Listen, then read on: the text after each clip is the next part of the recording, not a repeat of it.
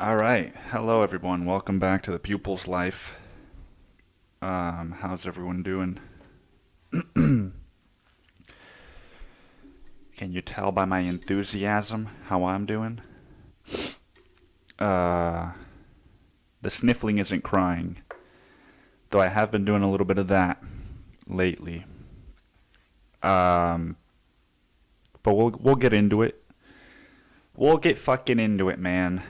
All right, we'll get fucking into it. Just hold on to your horses, or whatever the saying is, and be patient. All right. This fucking lady came into my work the other day. Was it not the other day? Yesterday. Because now I can do these podcasts on the day that they come out, dude. So fucking yesterday, Sunday, this fucking lady came into my work. And she's not just a lady, dude. She's a fucking lady. Came into my work with her boyfriend or her fucking boy toy or whatever the fuck that piece of shit was. And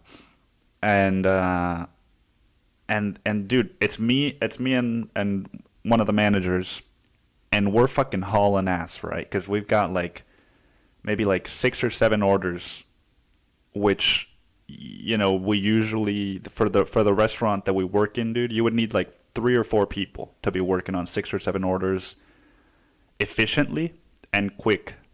So it was just 2 of us, and so you got to understand that one of you has got to take the orders, then the other one's got to build them, dude, and it's this whole fucking mess, right? Point is, we're in a rush. We're hectic. We're trying to get shit done. People are coming up and they're like, "Can I get a fucking fork?"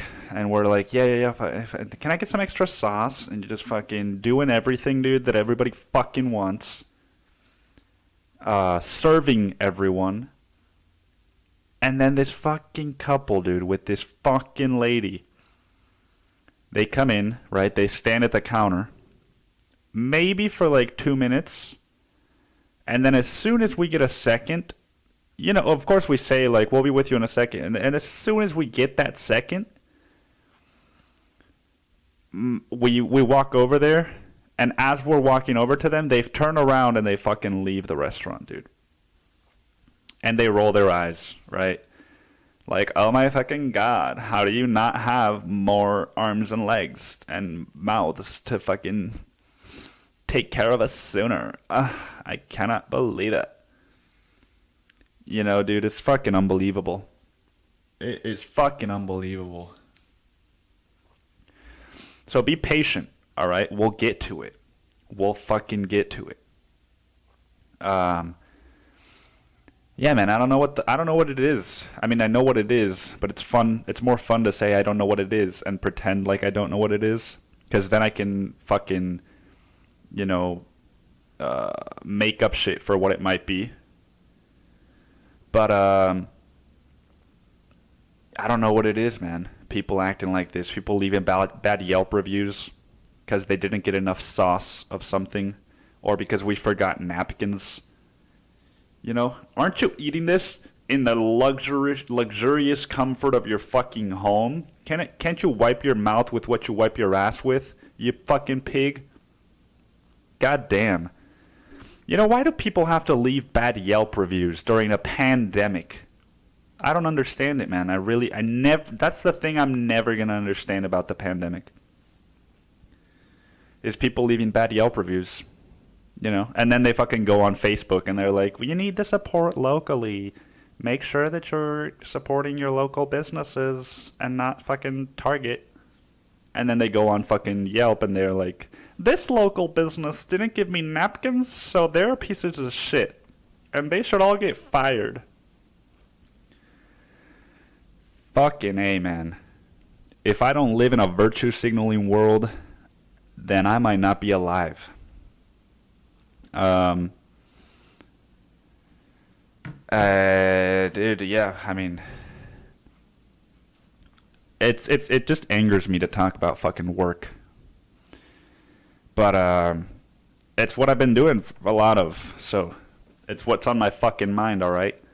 And you don't listen to this because you want to hear about, the current state of affairs in world trading or in fucking the civil discourse that's going on in Yemen, or I'm making all this shit up. I'm not. I could imagine somebody like, the discourse that's going on in Yemen is actually very uncivil, so please get educated. It's like, that's why I'm fucking saying that you're not listening to this for those reasons, dude. You're listening to this because you want to know what's on my fucking mind, dude. And maybe that's because it's something that's on your mind, too. And because you want to laugh, I guess, right? Dude, comedy is such a thankless job. And I'm not saying comedy is my job, right? But I'm trying to become like, I'm doing my podcast, man. I started doing stand-up before the pandemic. Like, I'm trying to get into that world. And I just see every day how much of a thankless job it is. If you do things right, people just think that you're like, okay. But if you slip up one little bit, people think that you're the fucking devil, man. And with everything that's going on right now, dude, it's like, dude, as a comedian, as an aspiring comedian, you sit down and you're like, well, I want to talk about it, but I also want to make people laugh, and I don't want to joke about that because that's not something that I want to fucking make fun of right now, make light of. Perhaps not something that I can ever make light of myself, but and so it's like I'm feeling all the same things that people are feeling, but it's my fucking podcast job to make sure that whoever's fucking listening to this, dude, can at least have a little bit of joy and a little bit of laughter. And I do that shit. That's the thing, man, is that I do that shit even when it's about me, even when I'm fucking talking about how many dicks I've sucked, man, or fucking how much I felt unloved when I was a child, or blah, blah, blah, blah, fucking boo-hoo me, right? Even when I'm doing that on this podcast, I try to make fun of myself, man. So if I can make fun of myself and I can hold that space for laughter, for my pain, we should all be able to do it for everyone else's pain. In the right timing. Not like that fucking guy that was making light of Kobe's death, if you know what I'm saying. Dude, I mean, there's just so much, right, to get into. But, I guess I'm running out of, I've had this shit on my fucking podcast to talk about list for maybe 3 months now, and I still haven't done it. And I'm running out of time, because this pandemic is soon becoming a thing of the past. And I can't not talk about this. So a buddy of mine sent me, Oliver sent me an email on March 8th of 2012. And the reason that date matters is because of, what did people think was going to happen in 2012? The same shit people thought was going to happen in 2010 or 2000, or it's like, oh, well, the Mayan calendar says that the world is going to end because of a meteorite. And so my buddy sent me this email around that time, and the subject line was list of things ... not ...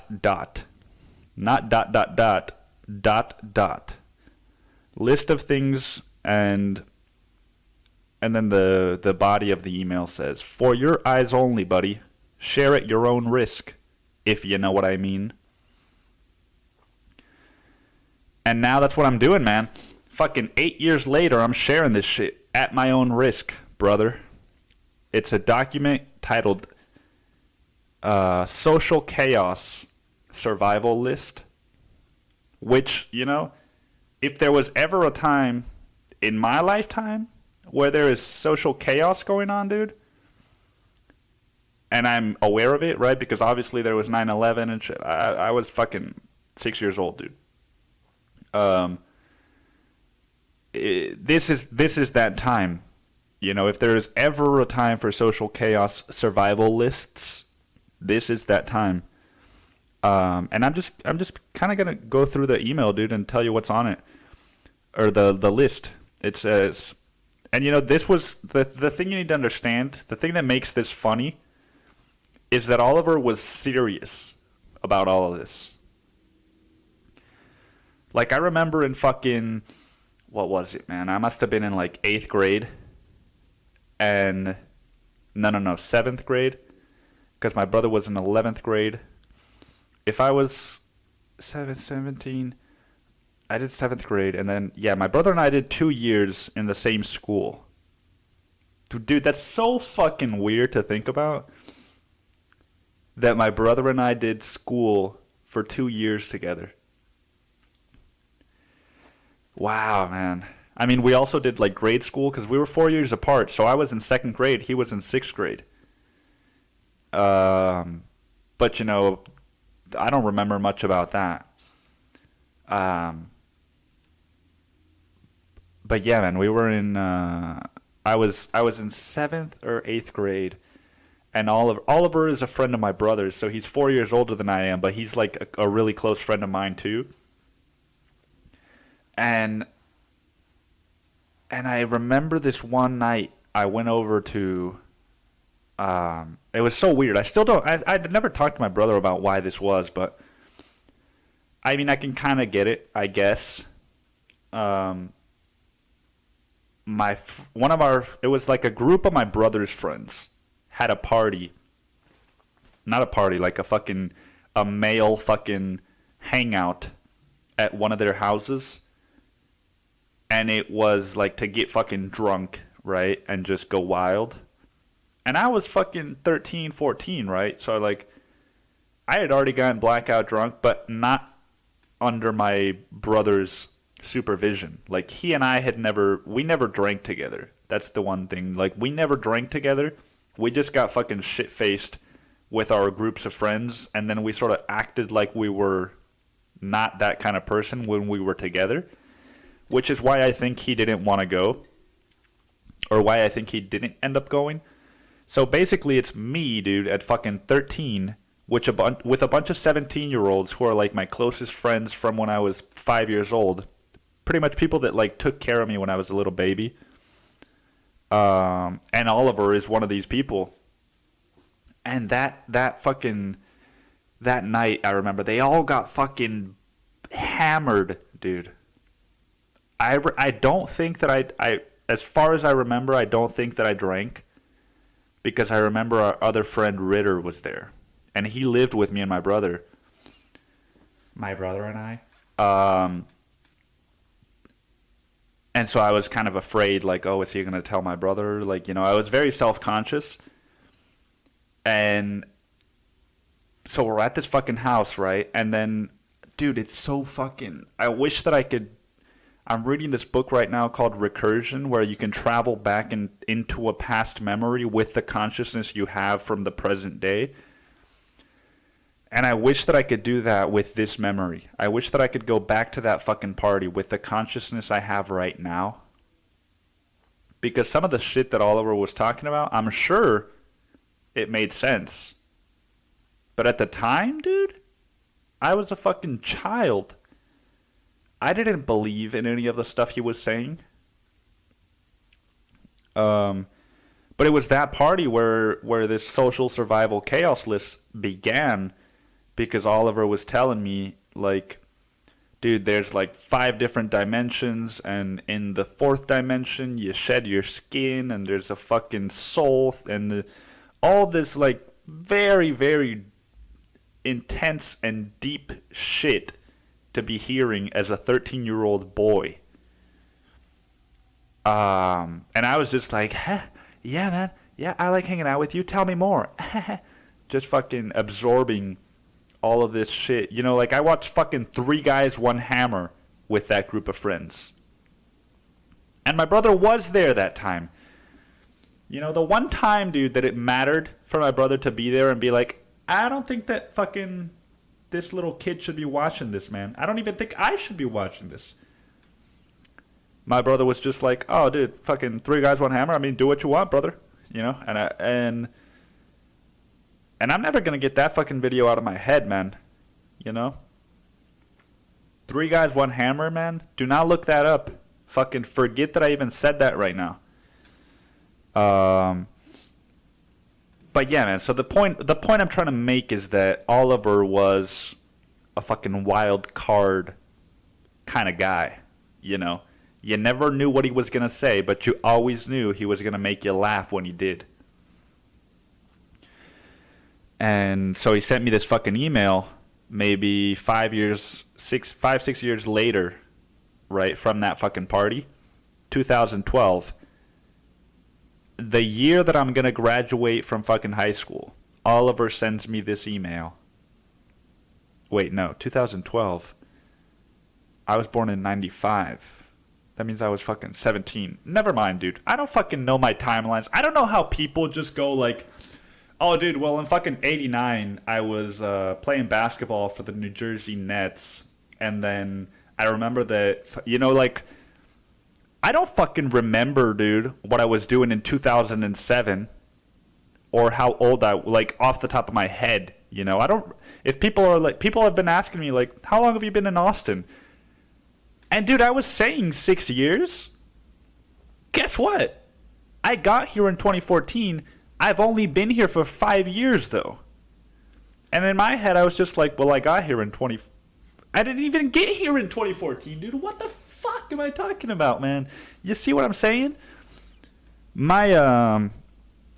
Basically just don't trust the numbers that I'm saying, is what I'm saying. But anyway, man, the fucking list, okay? Doesn't matter what age I was, Nick. Get with the fucking program, okay? Social survival chaos list. 15 minutes after I should have said it. This is what I need to buy / get soon. Soon is capitalized.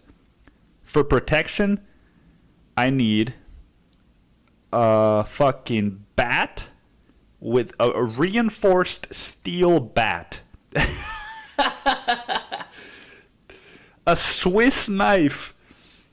I think he meant to say Swiss Army knife. I don't know if I'm the fucking idiot for saying he meant to say that. Fucking pepper spray, dude. A machete. So Mexican. So fucking Mexican, dude. A machete. An axe. And he put in parentheses, short or long one. An axe, dude. Dude, he wrote this. Okay, so this does matter, though.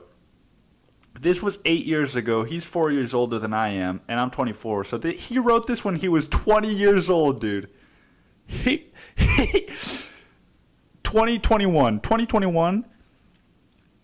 to 21 years old is when he wrote this, dude. An axe, a short or long one, dude. Like, it doesn't matter, dude, if it's a short or a long one. I just need a fucking axe, okay? A rifle, and he puts in parentheses, don't pay for it, ... and then that fucking emoji with the tongue sticking out where it's like kind of a silly, like, look at me. A rifle, don't pay for it, and 500 bullets, dude. 500 bullets! Dude! 500 bullets. For what, man? For what? Is this for fucking zombies, dude? Who knows? He just said social survival, social chaos. Tools and accessories. Can opener, hammer, 3 guys, 1 hammer, screwdrivers, etc. kit. Dude, that's something I would have done at 2021. It's just like screwdrivers, what else? Doesn't that shit all just come in a kit? And then just fucking screwdrivers, comma, etc. kit. Not even etc. comma kit, etc. kit. Dude, screwdrivers and an etc. kit. Dude, imagine if people sold an etc. kit. That would be the shit, man. I wonder if that exists. Let me look that up. Etc. kit. If that exists, man, people are fucking geniuses. Etc. I don't even know how to fucking spell the word, etc. That's the one, dude. That would be a spelling bee. What the fuck am I looking up, man? Etc. Kit. Oh, dude, etc. Kit fan fiction. No, okay, I don't need a fucking story, man. Etsy. Dreams, etc. Some fucking... Dude, what the fuck is this shit? I don't need to look at your art. Yardware, etc. Houseware unit kit dash, etc. Nah, dude. Nobody's fucking doing it, man. Dude, we need to do an etc. kit. An etc. kit could be anything you want it to be. Dude, the spelling bee, that's what I was fucking saying. I remember when I was in, and I know this is all over the place, okay? Where have you been for the last 40 episodes? Okay, this is how every episode is. When I was in 3rd and 4th grade, dude, our teacher, one of our teachers, Miss Terry, she used to do spelling bees, and it was English spelling bees. I grew up in Mexico, but we did English spelling bees because fuck Spanish spelling. Nobody cared. They only cared about telling us fucking that Porfirio Diaz was the shit, man. And he was like some dictator or some shit. But there was this girl, Laura. Dude, this is fucking... Oh, dude, fucking... This is one of those moments, I think, in my life where I was like fucking... Oh, dude. Fucking, you know, like fucking... Oh, yes, dude. There was this spelling bee in 4th grade. And it was, you know, Laura was the only other fucking native English speaker that knew how to spell properly. So it was always me and her going toe to toe. And it gets down to the fucking end of the road, right? And the teacher, Miss Terry, is like, all right, Laura, I want you to spell citizen. And she's like, C-I-T-I-Z-E-N.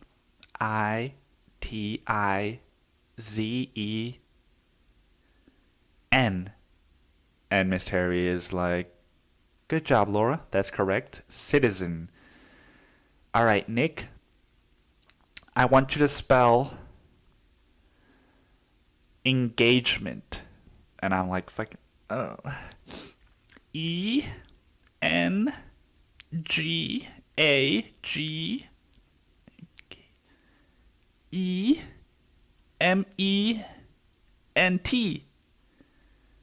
Engagement. And my teacher's like, engagement, that is correct. And then she's like, all right, it's been going on for too long. So now we got to go to the bonus round. And in the bonus round, you're both going to spell the same word at the same time on a sheet of paper.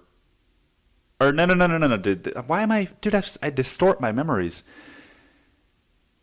Laura went first, so it was Laura's turn. There was no fucking bonus round. It was just... I forgot how spelling bees worked. It was Laura's turn because I spelled engagement right.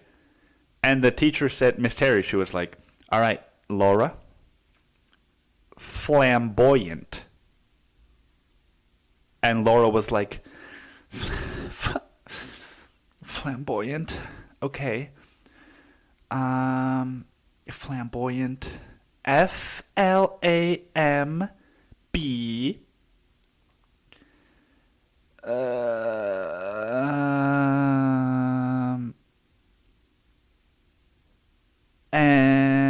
And she was fucking making time, right? And she was like, F-L-A-M-B-U-O. And the Miss Terry was like, that's wrong, Laura, I'm sorry.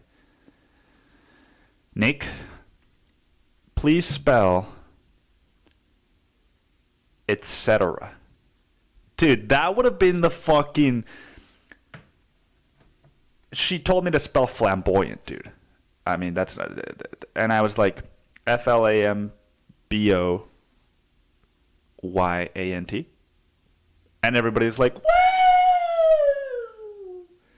Fucking dude. And I was like, yes, dude. Fucking, dude, fucking, That's how I felt in that moment when I fucking looked at Laura in her eyes. And I just fucking, with my noodly arms, I fucking looked at her in the eyes and I was like, flamboyant, bitch. I was fucking like 9 years old, dude, and I felt on top of the world because I could spell the word flamboyant. That's so funny, man, that I remember that shit. And I got this little, like, dude, that's the thing that teachers need to do, man. I got this little diploma with the word flamboyant on it, and it was like the fourth monthly spelling bee of fucking Nick's school in Mexico that nobody fucking knows, with 120 students, dude. Like, I was some fucking little indigenous kid on the west coast of fucking South Africa, dude. Just fucking like, dude, I spelled flamboyant right, brah. Fucking, nobody gives a fuck, Nick. But I was proud, dude. And that's what matters, is that I was proud. And that my teacher, Miss Terry, was like, dude, you're the fucking best, Nick. You're the fucking shit, man. And she lived like close to where my childhood home was. So we would I remember we went over to her house once. That was the neat part of my childhood. That was the privileged part of my childhood. Was like, oh, dude, I get to go to my teacher's house. That means I don't get bad grades. That means I don't get fucking bad test scores. My mom was like the leader of the fucking bike club.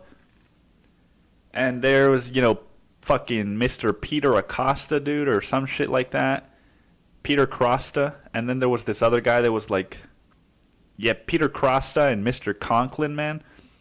Dude, what the fuck? It's so weird to say names from your childhood. They would just all come over to my house, and we would all go for bike rides. And there was this weird little dynamic. I don't even know how I picked up on this, man. Children are fucking intuitive. But I remember there was this weird little dynamic where there was some fucking sexual tension between my mom and Mr. Peter Crosta. I remember that shit. What I think it probably was, in retrospect, is that my mom was in her 40s. Peter Crosta was in his late 20s, early 30s. So she was like, God damn, man, you fucking fine white boy, dude. That's what she fucking thought. Because she was from where he was from. And they had all this shit in common that she didn't have in common with my dad. So she was like, woo! And she just created this bike club so she could be around him. I don't know, man. I'm reading this fucking list, man, okay? I don't know what I'm doing right now. Can opener, hammer, screwdrivers, etc. kit. Okay, that's where we left off. Etc. kit. Please spell etc. ETCETERA.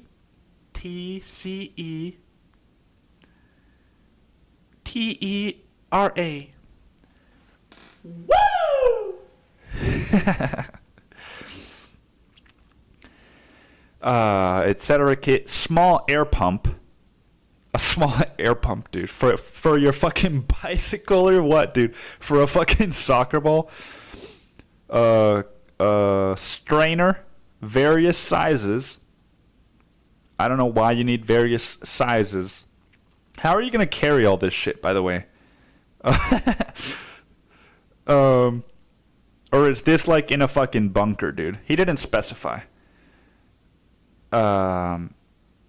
There's a fucking word that I don't know how to translate. Embudo. And then it says 2, 1 for water and 1 for non-water fluids. I don't really even know what that is, man. But I think it's something that it's like a strainer, dude, isn't it? I don't know. A siphon would be nice. So, okay, siphon is not necessary, but it would be nice.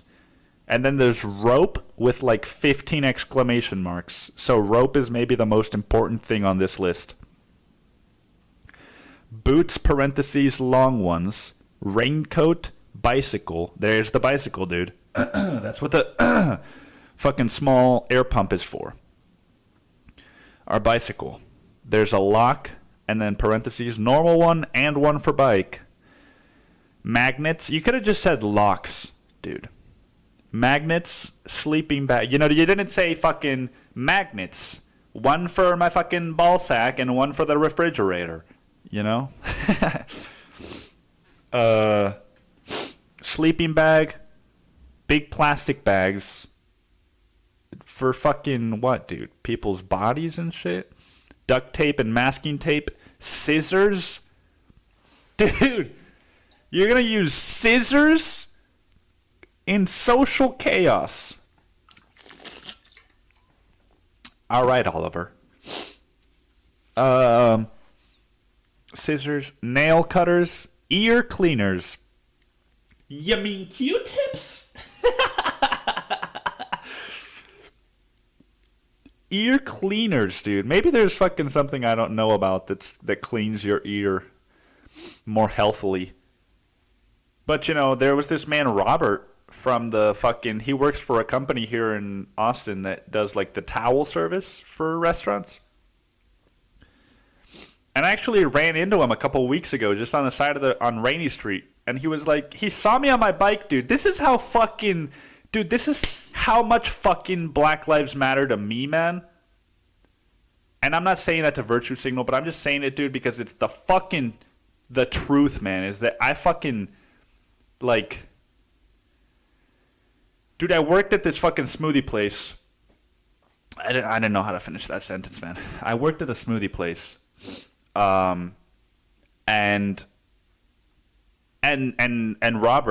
Robert was the fucking... Dude, he delivered the fucking towels and the towelettes. He came in, dude, and he came in and he knew how my fucking store worked better than I did. You know? He came in and he was like, your soap dispenser's out. And I was like, oh, yeah, I don't know how to change it. I've got soap here, but I don't know how to change it. He was just like fucking pull out a key from his back pocket and fucking... And the whole thing would fall open. And then he would... You know, he would take the packet of soap and pull it in it. And I was just like, God damn, man, can you show me how to do that so that I can do that next time when you're not here? And he was like, yeah, no problem, man. No problem. But he was this big fucking, you know, he was almost like fucking, like Kirby, dude. Like the black version of Kirby. And with the friendliness of Jigglypuff, you know, because he was maybe, of all the people that I've run into in the service industry, Robert is maybe the nicest one of them all, man. And dude, goddamn, man, this almost makes me a little bit sad. But I ran into him. Not almost, man. It does. I don't know why I say. I always when I write prose, I always do that. I'm like, and it almost makes me. You know, it's like, no, dude. It just fucking makes me. It's not almost. But yeah. So there was this guy Robert, from the towelette company, and so we had this relationship because we would, dude. He was. I've met three people in my life that I think should do stand-up comedy that aren't doing it. One of them was at my recovery group. One of them was Robert from the fucking towelette company. And the other one was my friend Will, who you've heard on this podcast before. And Robert was just... I mean, he's still alive. I don't know what I'm saying fucking was. Robert is like... that natural fucking funny, you know, that I aspire to be, where I just, anything I say just makes people happy if it doesn't make them laugh, and laugh if it doesn't make them happy, or I said that back. It makes people laugh, or it makes them happy if it doesn't make them laugh. Because Robert would come in and he was like, "Yeah, I went on a cruise ship with my wife and my kids to fucking Cozumel," because he knew I was from Cancun, and he was like, "Hey, Mr. Cancun," he would always call me Mr. Cancun, dude. This fucking guy, man. And I saw him. Dude, the point is, I was riding my bike to my new job, and I crossed through Rainy Street in Austin, Texas. And who do I see? No, what do I see before who? I see the fucking truck for the company that he works for, the towelette company. And I'm like, oh, I'm immediately, dude, I'm fucking, it hits me, right? Like a surge of memories just hits me like, dude, Robert's memories enter my brain. And it's like, Mr. Cancun. And fucking, dude, talking about the cruise ship and how he just got fucking hammered. And how he would sing karaoke, dude. Because sometimes, that's the thing, man, is that I would play like fucking, do you remember? You know, I would play those fucking songs at my old job where he used to come to. And he would walk in, and he would just look at me, and he would do that fucking, like, that fucking, you know, those eyes that he, like, knows what you're thinking. And he's like, I can't believe you're playing this song, man. And he would just walk in, fucking pushing his yellow towelette cart with keys on his hip, jangling as he dances, and he fucking sings, "Do you remember when it was you fucking," and dude, all the customers in the fucking store would just like beam up, dude, and he would say hi to everyone, man, dude. Oh man, you know what the things that I would trade to be more like Robert, man? Like, god damn. To just be able to walk into a room and fucking own the room like that is one of my life goals, man. But so I'm on Rainy Street and fucking I see the truck and I'm this surge of do you remember? It all hits me, dude. And fucking and then who do I see, dude, on the sidewalk pushing his fucking yellow cart, dude? None other than Robert, man. Mr. fucking Robert. And he sees me, and I've got a helmet on, dude. It's been 2 years.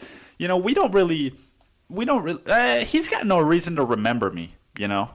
I remember him, dude, because he's a fucking, you know, do you remember? Dude, how are you not going to remember somebody that comes into your work singing that fucking song, you know? I guess he remembered me because I was fucking from Cancun, dude. You know, how many people do you meet that are from Cancun? And because I fucking treated him with respect. But so we make eye contact, and, you know, and I'm riding on, and I slow down, you know, I hit the brakes, my fucking rusty brakes, and we're both just like, is that Mr. Cancun? And I'm like, is that Robert, dude? And I stop, I come to a complete stop next to the sidewalk, and that's Robert there, and he's got a fucking face mask, and my instinct is to get off the bike and hug him, but I don't. You know, we always hugged when he came into my fucking job. We always hugged, and we always fucking, you know,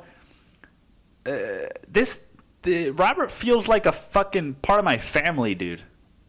Like, I always was fucking sad when he left, because then it was just, I worked by myself, and it was like the afternoon shift, and then every time he came in, I was like, oh, dude, it was so slow that I was like, fucking, dude, let's chat, you know?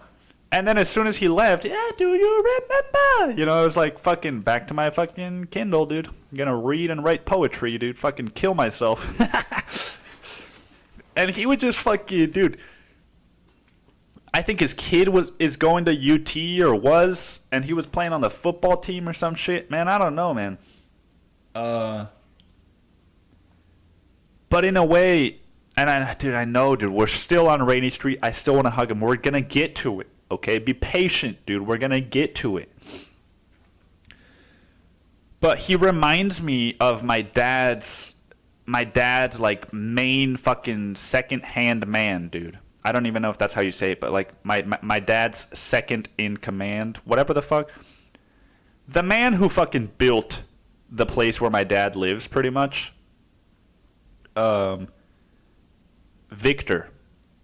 Because that dude, I would talk to him sometimes, and he would tell me, dude, like, he lived with us for like 14 days, and then he would go home for like one night.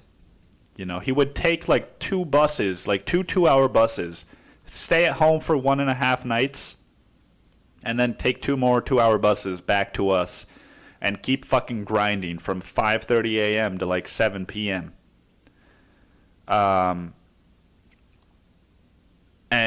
And he was doing that because he told me, dude, like, I'm sending all this money back home to my family because my kid's gonna go to college, and you know, blah, you know, not blah blah blah in a negative way, but like et cetera, dude, et cetera.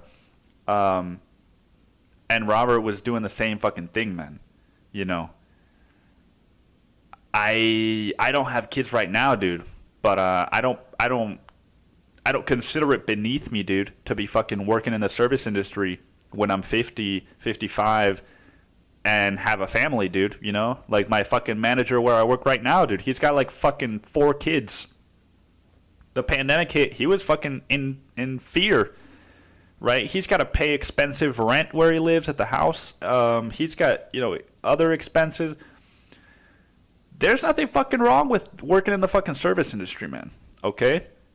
And there's something admirable, at least to me, about, you know, suffering, dude, so that your kids can then not suffer. At least not the way that you did.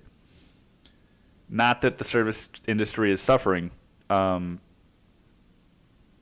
I don't fucking know, dude. But the point is, dude, this guy, Victor, Robert, reminds me of Victor in that way, that he would always talk about his family, man. And I think that's what makes you a family man, is that you spend enough time with your family. You spend so much time with your family that family is what you talk about most of the time. So my instinct is to go for the fucking hug, right? I see Robert and I'm just like, I don't even want to go to work anymore. I just want to get in his fucking truck with him and go work with him. And we're both, it's just like, Cancun?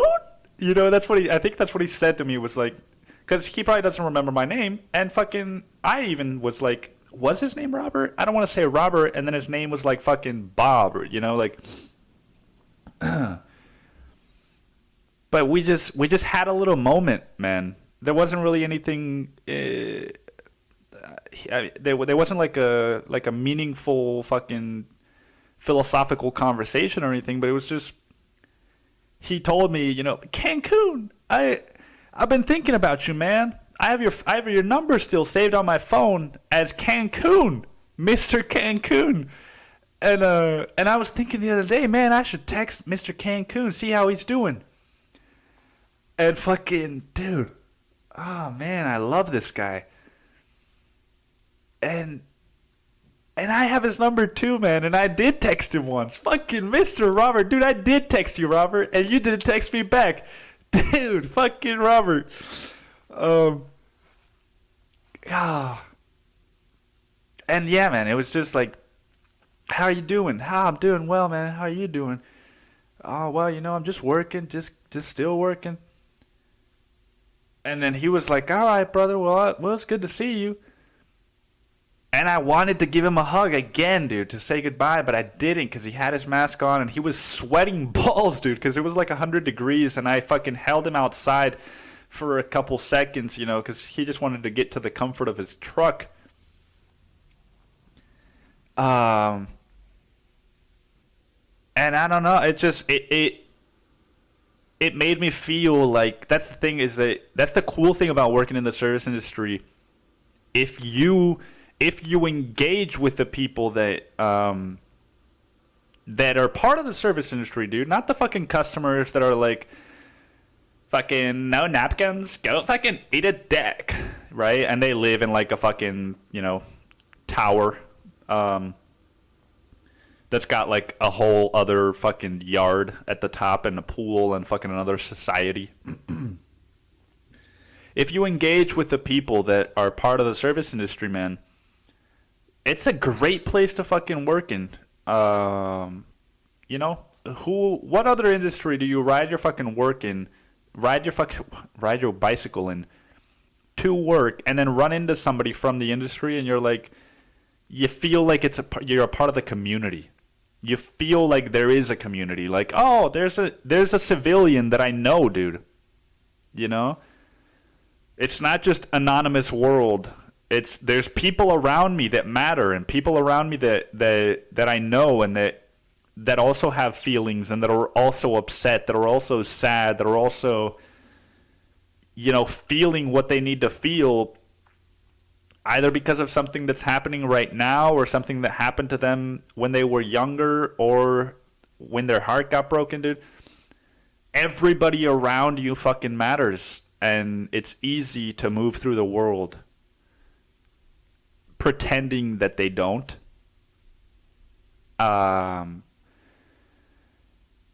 Because and I say that because I've done that before, not because I don't think they matter, but because I am so insecure sometimes that I just fucking shelter myself. I'll wear headphones on my bike and just fucking go fast and be angry at drivers. And it just isolates you, man. And that's not the real world. That's not where you live. The place where you live is riddled with other people who that are also driving down the same streets as you, that are also frustrated that man didn't fucking go when the light turned green, immediately after it turned green. But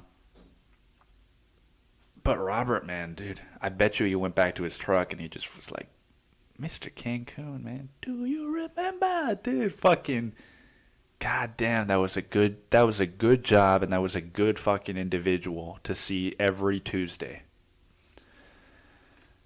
Yeah, man. But so back to this fucking social chaos thing. Nail cutters. Oh, dude, the whole fucking reason, that's so fucking stupid. Ear cleaners. The whole fucking reason I brought up this Robert story is because he told me once, I got sick during the time I worked there, and he came into work and he saw that I was sick, and he said, "Oh, what's going on, brother?" And I told him what was going on, and he was like, "Yeah, you clean your ears out?" And I said, "Yeah, why?" He's like, "You use Q-tips?" And I said, "Yeah, I do." And he said, "Yeah, you don't want to use Q-tips. You don't want to use Q-tips, brother." Because someone told me, I don't even remember exactly where he heard this, but he basically told me that if you use Q-tips, and the earwax is there to protect you from infections. And it was just one of those things that he told me, and I just was like, I just absorbed it as a truth. I didn't then go to my phone and be like, fuck, earwax protects you from infection. I was just like, earwax protects you from, that makes sense. I'm not going to fucking, I'm going to be more careful when I use Q-tips. And so now I see this fucking ear cleaners thing, and it just reminds me of how every time I get sick now, I'm like, did I use Q-tips recently? Right? That's how much of an impact fucking Robert had in my life, man. Anyway, cooking pans, pots, lighters and matches, candles, needles and thread, knives, forks. What are you gonna fucking thread yourself a fucking vest, dude? Knives, forks, and spoons. Yeah, you better be plastic, because otherwise they're gonna be weighing you the fuck down. Shoes for running, hiking, and exploring.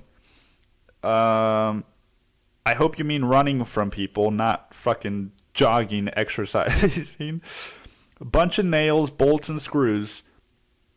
And then it says, assemble a first aid kit with essentials. I guess that means, like, of all the things I just mentioned, put a few of them in there that you might need if you're in a tight spot and you need to fucking bolt. And then we got non-food products. Soap, 10 bars. That's not going to last you very long, brother. Alcohol, liquid and gel. Toothpaste times 5. Toothbrush times 10. Plus teeth floss.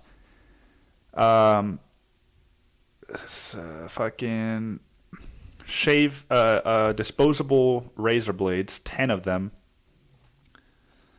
Ziplocs, no amount. There's no amount specified, so fucking just buy a box of like 500 at Costco. Water and vegetables, purification drops, charcoal, lighter fluid, and spark rock thingy, toilet paper, clothes hangers, coat hangers, food products, tuna, Ensure, and then parentheses, don't buy it. I don't know what Ensure is, and I don't know why you don't have to buy it. All type of seafood canned products, canned ready-to-eat products, powdered milk, dude, peanut butter, honey, Nutella, salt, sugar, vitamin C, other vitamins, vitamin D, rice and beans, protein powders, edible seeds, water. Water containers, big and small, compact plastic ones are great. 1 liter per day, 2 liters if doing hard work or large energy consumption. 5 fucking water jugs of 100 liters for 100 days. I'm glad that Oliver at 21 was just like, if the fucking chaos thing happens, I just want to live for 100 more days, and then I'm good. Find a way to collect rainwater by purifying water pills. How the fuck did he know all this shit, dude? Other stuff. Cards and poker chips, dice, hats, gloves of various types, socks, underwear, t-shirts, cigarettes, coffee, liquor for trading uses. Seeds, chocolate, reading glasses, magnifying glass, insecticide, venom and traps for cockroaches and rats, hand watch.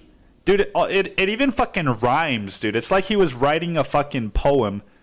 Hand watch, a compass, security glasses, books, a fucking ruler, a flexometer, a thermometer for both body and environment, tea bags, dishes, napkins, batteries, pens, pencils, and erasers, notebooks and paper, maps, dude, with another 15 exclamation marks. So rope and maps, dude, are the most important. Another compass, dude, for drawing on maps, he says. Pills for strong pain and antiseptics, alarm clock, low consumption one, sunglasses, solar calculators, towels, clothes for winter, pictures of family. Organize and label it in backpacks ready to go. Dude, that's going to be like 50 backpacks. You're going to put pots and pans in backpacks, dude? Don't buy or get stuff that is too heavy to be carrying around. You've got pots and pans, dude. What the fuck are you talking about? Start doing physical, mental, and spiritual training. God damn, dude. How the fuck did my friend Oliver think of this when he was 20 years old, dude? That's 4 years ago for me. 4 years ago for me, I was just deciding to fucking move to Austin, man. That's crazy. Or I had just moved to Austin, I think. God damn, dude. I don't fucking know, man. That's I had so many other things on my list to talk about, but I guess that's why I was saving it up, is because this was gonna be a whole fucking podcast. Who would have thunk it? Damn, that was exhausting, man. Oh fuck, dude. Oh man, I'm stretching.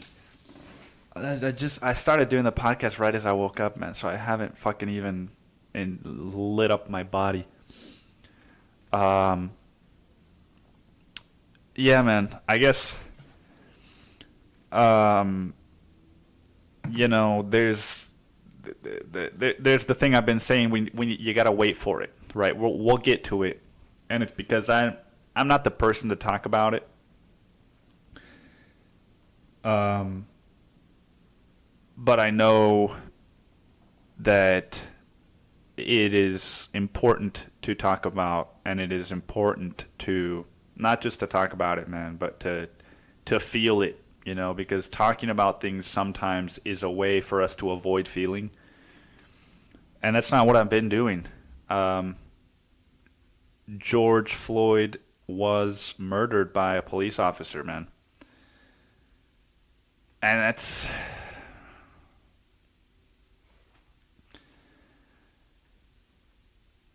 that's not something that anybody deserves to have happen to them. And it's sad, Um, so if you're upset about it, and if you're upset about whatever you're upset about right now, dude, honor those feelings, and don't become combative with other people because of those feelings. Honor those feelings, and if people are treating you differently because of this, don't fight it, man. Because number one, it's got nothing to do with you. This is much larger than any individual. And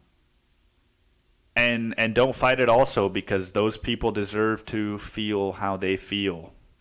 And right now is a painful time, but it's a time that we need to allow to be painful.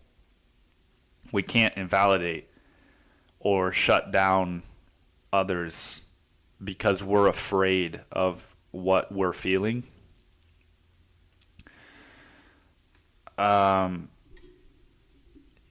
And my friend Lena, who was on the podcast too,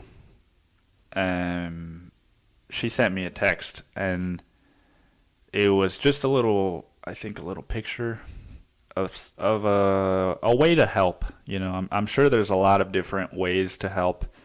I don't know what the best way to help is, but this is coming from Lena.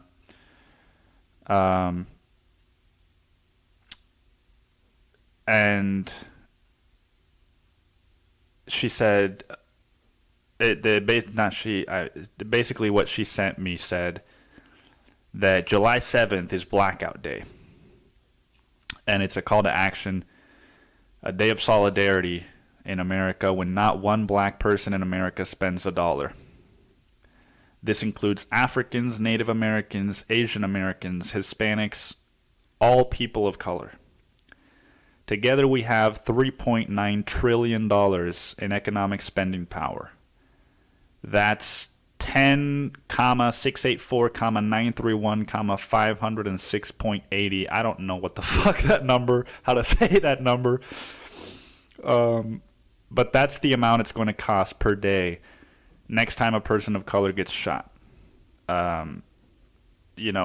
George didn't get shot, dude, but what happened to him is arguably worse than getting shot. It's not even something that we need to argue about whether or not it's worse. It's just a fucking depressing thing to witness. So we're going to call it Blackout Day 2020, hashtag Blackout Day 2020. Spread the message and let's show real action.